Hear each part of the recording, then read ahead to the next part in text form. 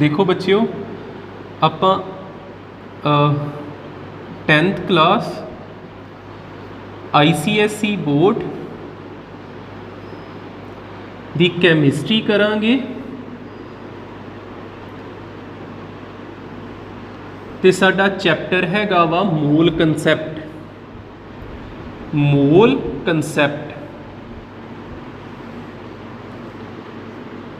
Concept ਆਪਾਂ last ਐਵਾਗੈਡਰੋ ਲਾ ਪੜ੍ਹ ਲਿਆ ਹੀ, ਉਹਦੇ ਅੰਡਰ ਆ ਗਿਆ ਐਟੋਮਿਸਿਟੀ।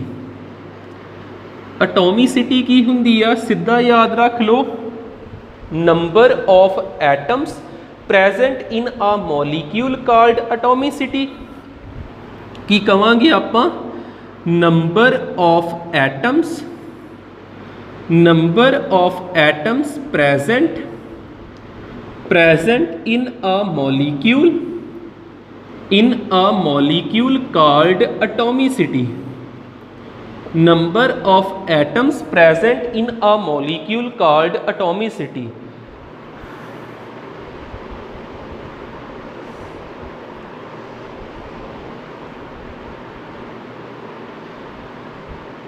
ठीक है, बस आप ये ख्याल रखना वा भी एक मॉलिक्यूल दे विच किन्ने एटम आ वो एटोमिसिटी हुंदा। जिद्दां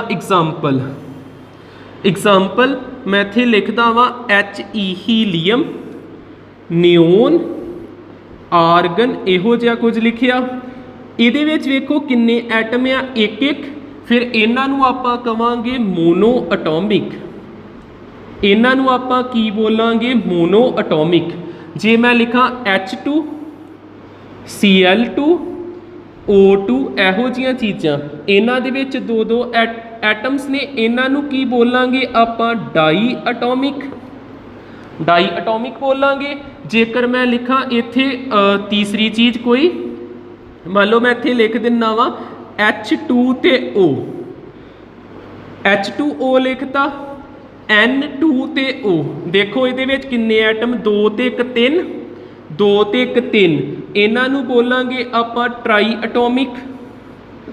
जेकर मैं इत्थे लिखा P4 NH3 इहो जिहियां चीज़ां, इत्थे तीन ते एक चार, इत्थे भी चार, ये किहड़े हो गए, टैट्रा एटोमिक। इदां इन्ना वधी जाना। जेकर मैं इत्थे लिखदा S8 सल्फर 8, सल्फर के एटम जुड़े होंगे आ, इनू आपां कहांगे ऑक्टा एटोमिक। बस आ हैगी ही एटोमिसिटी।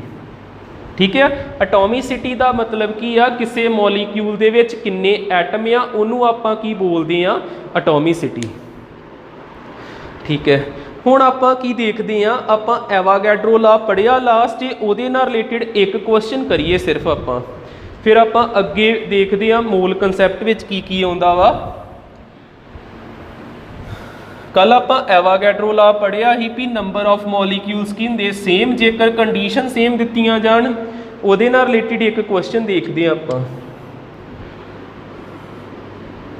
साडे कोल क्वेश्चन हैगा वा, if 50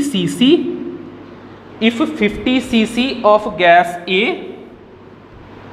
if 50 cc of gas A contains Y molecule,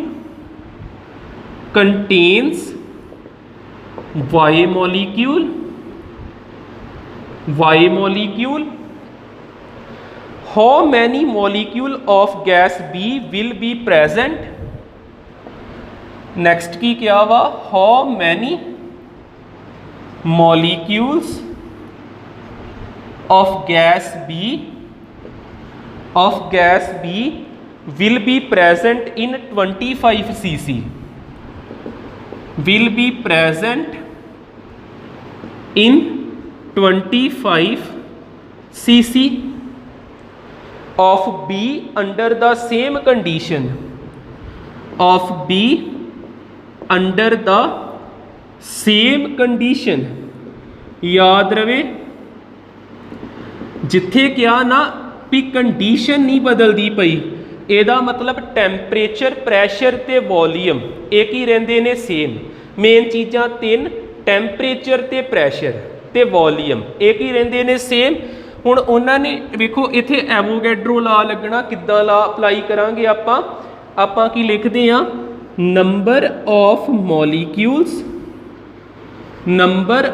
molecules in 50 cc of gas B, in 50 cc of gas B is equal to number of molecules, जिद्दां मैं कह ला number of molecules in 50 cc of gas A is equal to number of molecules in 50 cc of gas B, in 50 cc of gas B।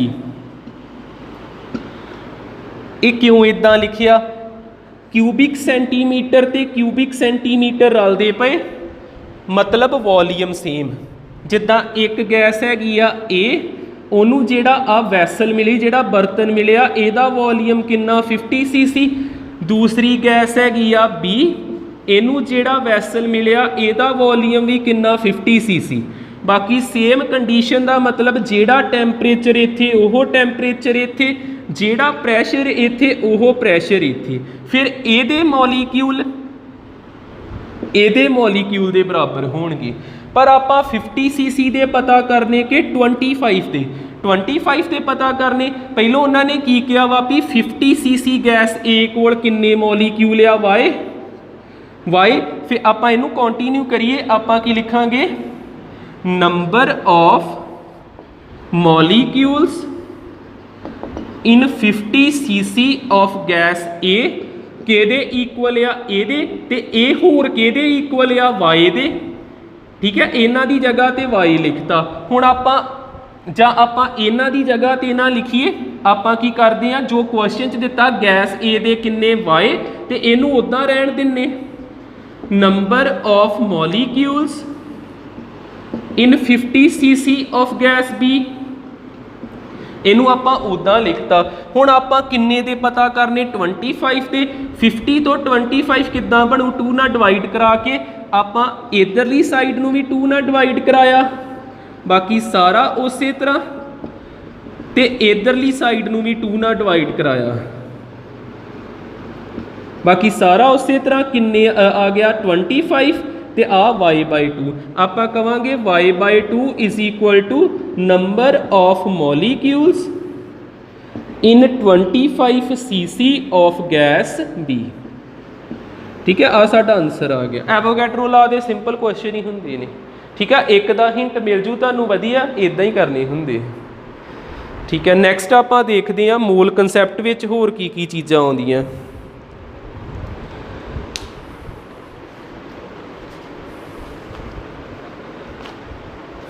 सब तो पहलों तो atom ते molecule की definition भी सानू आनी चाहिए।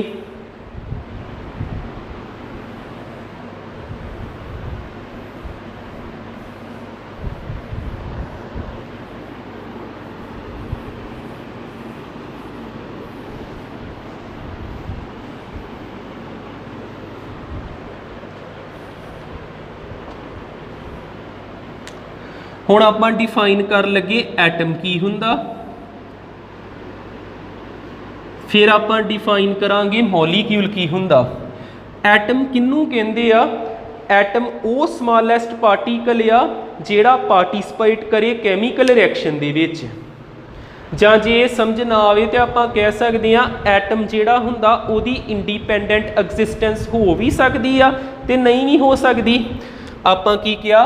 पहली गल मैं किया atom is the smallest particle, atom is the smallest particle which participate in chemical reaction, which participate in chemical reaction।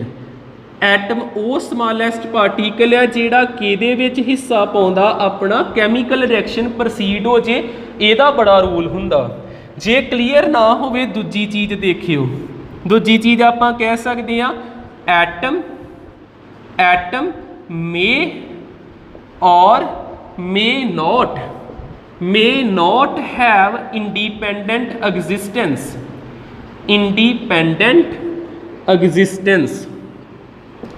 Existence एदा मीनिंग की हैगा? देखो ਜਿੱਦਾਂ ਮੈਂ ਇੱਥੇ ਐਟਮ ਲਿਖਦਾ ਐਗਜ਼ਾਮਪਲ ਦੇ ਵਿੱਚ ਦੇਖਿਓ ਹੀਲੀਅਮ। ਹੀਲੀਅਮ ਇੱਕ ਐਟਮ ਆ, ਟੋਟਲ 118 ਐਟਮ ਹੁੰਦੇ, ਉਹਨਾਂ ਵਿੱਚੋਂ ਮੈਂ ਇੱਕ ਲਿਖਤਾ ਹੀਲੀਅਮ।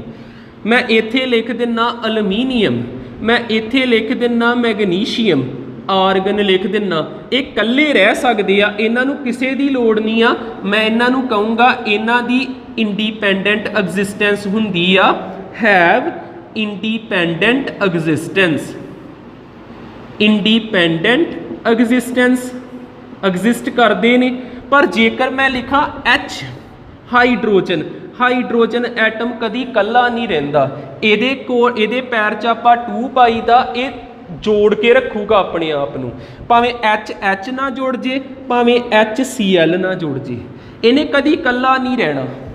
ਫਿਰ ਆਪਾਂ ਕਿਹਾ ਵੀ ਇਹ ਕੱਲਾ ਨਹੀਂ ਰਹਿ ਸਕਦਾ, ਕਲੋਰੀਨ ਕੱਲਾ ਨਹੀਂ ਰਹਿ ਸਕਦਾ, ਫਲੋਰੀਨ ਕੱਲਾ ਨਹੀਂ ਰਹਿ ਸਕਦਾ, ਨਾਈਟ੍ਰੋਜਨ ਕੱਲਾ ਨਹੀਂ ਰਹਿ ਸਕਦਾ। ਫਿਰ ਇਹਨਾਂ ਦੇ ਵਿੱਚ ਦੇਖੋ ਇਹ ਇਕੱਲੇ ਨਹੀਂ ਰਹਿ ਸਕਦੇ, ਫਿਰ ਇਹ ਕਿਸੇ ਤੇ ਡਿਪੈਂਡ ਆ, ਕਿਸੇ ਨਾਲ ਜੋੜਨਗੇ।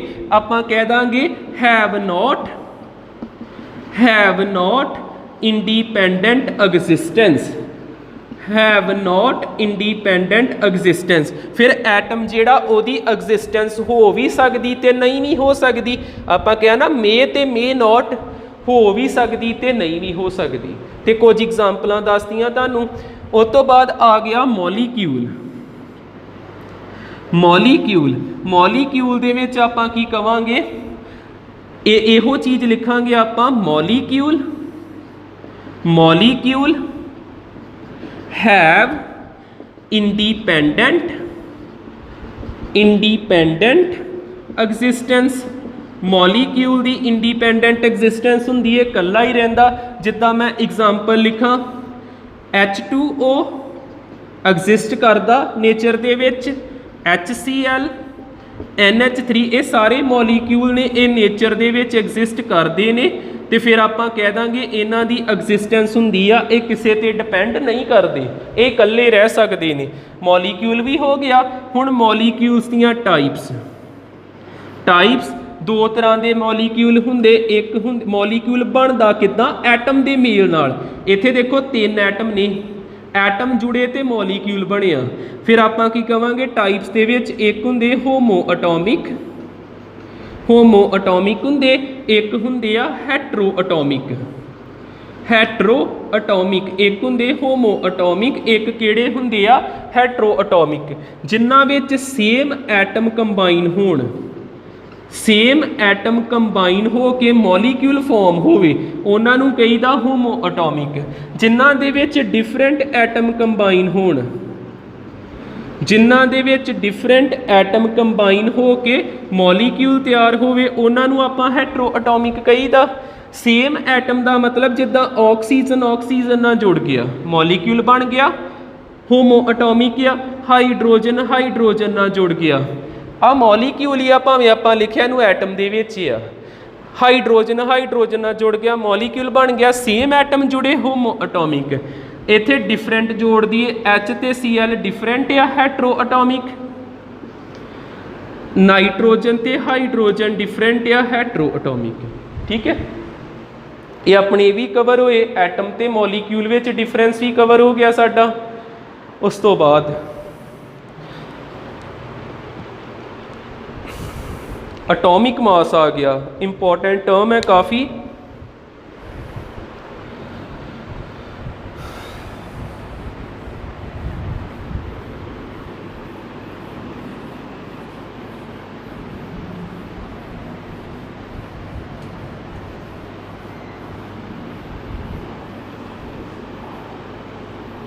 देखियो एटॉमिक मास ਜਾਂ ਆਪਾਂ ਕਹਿ ਸਕਦੇ ਹਾਂ ਰਿਲੇਟਿਵ एटॉमिक मास। ਸਾਡੀ ਨੈਕਸਟ ਟਰਮ ਆ ਗਈ एटॉमिक मास ਜਾਂ ਆਪਾਂ ਬੋਲਾਂਗੇ ਰਿਲੇਟਿਵ एटॉमिक मास। ਇਹਨੂੰ ਆਪਾਂ ਕਿੱਦਾਂ ਸਮਝ ਸਕਦੇ ਹਾਂ? ਕਿਸੇ ਐਟਮ ਜਿਹਦਾ ਐਟਮ ਦਾ ਭਾਰ ਕੱਢਣਾ ਬਹੁਤ ਔਖਾ ਵਾ, ਉਹਨੂੰ ਕਿਸੇ ਨਾਲ ਰਿਲੇਟ ਕੀਤਾ ਜਾਂਦਾ। ਜਿੱਦਾਂ ਆਪਾਂ ਹੀ ਦੇਖੀਏ ਐਗਜ਼ਾਮਪਲ ਦੇ ਵਿੱਚ, ਆਪਾਂ ਕਹਿੰਦੇ ਆ ਵੀ ਸਾਡਾ ਜਿਹੜਾ ਮਾਸ ਆ ਇਹ ਕਿੰਨਾ ਹੈਗਾ, ਮੰਨ ਲਓ 60 kg। ਹੁਣ ਆਪਾਂ ਆਪਣਾ ਇਹ ਐਗਜ਼ੈਕਟ ਮਾਸ ਆ ਕਿ ਰਿਲੇਟਿਵ ਮਾਸ ਆ, ਆਪਣਾ ਵੀ ਰਿਲੇਟਿਵ ਮਾਸ ਆ। ਆਪਾਂ ਆਪਣੇ ਭਾਰ ਨੂੰ ਕਿਸੇ ਨਾਲ ਰਿਲੇਟ ਕਰਦੇ ਪਏ ਆ। ਆਪਾਂ ਕੀ ਕਰਦੇ ਪਏ ਆ, ਆਪਾਂ ਕਿਹਾ ਵੀ ਇੱਕ ਬਲੌਕ ਆ ਜਿਹਨੂੰ ਆਪਾਂ ਕਿਹਾ 1 kg, ਆਪਾਂ ਇਹਦੇ ਲਾਗੇ ਖਲੋ ਜਾਂਦੇ ਆ। ਹੁਣ ਆਪਾਂ ਇਹਦੇ ਨਾਲ ਕੰਪੇਅਰ ਕਰਦੇ ਪਏ ਆ ਆਪਣੇ ਆਪ ਨੂੰ, ਆਪਾਂ ਬੈਲੈਂਸ ਕਰਨਾ ਪੂਰਾ ਆਪਣੇ ਆਪ ਨੂੰ। ਹਜੇ ਆ ਚੀਜ਼ ਹੇਠਾਂ ਤੇ ਆਪਣਾ ਭਾਰ ਜ਼ਿਆਦਾ, ਇਦਾਂ ਦੇ ਆਪਾਂ ਕਿੰਨੇ ਬਲੌਕ ਲਏ 60 ਤੇ ਸਾਡਾ ਭਾਰ ਕਿੰਨਾ ਆ ਗਿਆ 60 kg। ਆਪਾਂ ਇੱਕ ਸਟੈਂਡਰਡ ਬਣਾਇਆ, ਆ ਜਿਹੜਾ 1 kg ਆ ਇਹਨੂੰ ਕੀ ਕਹੀਦਾ ਸਟੈਂਡਰਡ। ਜਿਸ ਤਰ੍ਹਾਂ ਜੇਕਰ ਆਪਾਂ ਹਾਈਟ ਮੇਜ਼ਰ ਕਰਨੀ, ਆਪਾਂ ਇੱਕ ਸਟੈਂਡਰਡ ਬਣਾਇਆ 1 ਮੀਟਰ। ਜੇਕਰ ਆਪਾਂ ਟੈਂਪਰੇਚਰ ਮੇਜ਼ਰ ਕਰਨਾ, ਆਪਾਂ ਸਟੈਂਡਰਡ ਬਣਾਇਆ 1 ਡਿਗਰੀ ਸੈਲਸੀਅਸ। ਕੈਲਵਿਨ ਵਿੱਚ ਵੀ ਆਪਾਂ ਲਿਖਦੇ, ਜ਼ਿਆਦਾ ਕੈਲਵਿਨ 'ਚ ਲਿਖੀਦਾ। ਜੇਕਰ ਆਪਾਂ weight ਮੇਜ਼ਰ ਕਰਨਾ, ਮਾਸ, weight ਤੇ ਨਿਊਟਨ 'ਚ ਹੁੰਦਾ, ਮਾਸ ਮੇਜ਼ਰ ਕਰਨਾ, ਆਪਾਂ ਸਟੈਂਡਰਡ ਬਣਾਇਆ 1 kg। ਠੀਕ ਹੈ, ਆਪਾਂ ਨੂੰ ਸਟੈਂਡਰਡ ਦੀ ਲੋੜ ਹੁੰਦੀ ਕੋਈ ਨਾ ਕੋਈ ਮੇਜ਼ਰਮੈਂਟ ਕਰਨ ਦੇ ਲਈ। ਹੁਣ ਜੇਕਰ ਆਪਾਂ ਐਟਮ ਦਾ ਭਾਰ ਮੇਜ਼ਰ ਕਰਨਾ, ਆਪਾਂ ਇੱਕ ਸਟੈਂਡਰਡ ਬਣਾਇਆ ਵਾ C12, ਜਿਹਨੂੰ ਆਪਾਂ ਕਹੀਏ ਵੀ ਆਪਾਂ ਜੇਕਰ ਐਟੋਮਿਕ ਮਾਸ ਪਤਾ ਕਰਨਾ, ਆਪਾਂ ਇੱਕ ਸਟੈਂਡਰਡ ਬਣਾਇਆ ਵਾ C12। ਕਾਰਬਨ ਕਿਹੜਾ, ਜਿਹਦਾ ਐਟੋਮਿਕ ਮਾਸ 12 ਹੁੰਦਾ। ਜਿਹੜਾ ਕਾਰਬਨ ਆ, ਯਾਦ ਰੱਖੋ, ਜਿਹੜਾ ਕਾਰਬਨ, ਇਹਦੇ ਉੱਪਰ ਵੀ ਆਉਨੇ ਆਪਾਂ, ਕਾਰਬਨ ਦੇ 2 ਆਈਸੋਟੋਪ ਹੁੰਦੇ, ਇੱਕ ਦਾ ਭਾਰ 12 ਹੁੰਦਾ, ਇੱਕ ਦਾ ਭਾਰ 14 ਹੁੰਦਾ। ਆਪਾਂ ਕਿਹਨੂੰ ਸਟੈਂਡਰਡ ਬਣਾਇਆ ਜੇ 12 ਵਾਲੇ ਨੂੰ। ਜੇਕਰ ਮੈਂ ਇਹਨਾਂ ਦੀ ਹਿਸਟਰੀ ਦੱਸਾਂ, ਜਦੋਂ ਸ਼ੁਰੂਆਤ ਹੋਈ ਪਹਿਲੋਂ ਉਹਨਾਂ ਨੇ ਐਟਮ ਦਾ ਭਾਰ ਮੇਜ਼ਰ ਕਰਨ ਲਈ ਕਿਹਨੂੰ ਸਟੈਂਡਰਡ ਬਣਾਇਆ ਸੀ, ਹਾਈਡਰੋਜਨ ਨੂੰ ਸਟੈਂਡਰਡ ਬਣਾਇਆ ਸੀ ਸਭ ਤੋਂ ਪਹਿਲੋਂ। ਫਿਰ ਕਿਹਨੂੰ ਬਣਾਇਆ ਗਿਆ, ਆਕਸੀਜਨ ਨੂੰ। ਫਿਰ ਕਿਹਨੂੰ ਬਣਾਇਆ ਗਿਆ, ਕਾਰਬਨ ਨੂੰ। ਤੇ ਕਾਰਬਨ ਵਿੱਚੋਂ ਵੀ ਕਿਹੜਾ ਆਈਸੋਟੋਪ ਸਿਲੈਕਟ ਕੀਤਾ,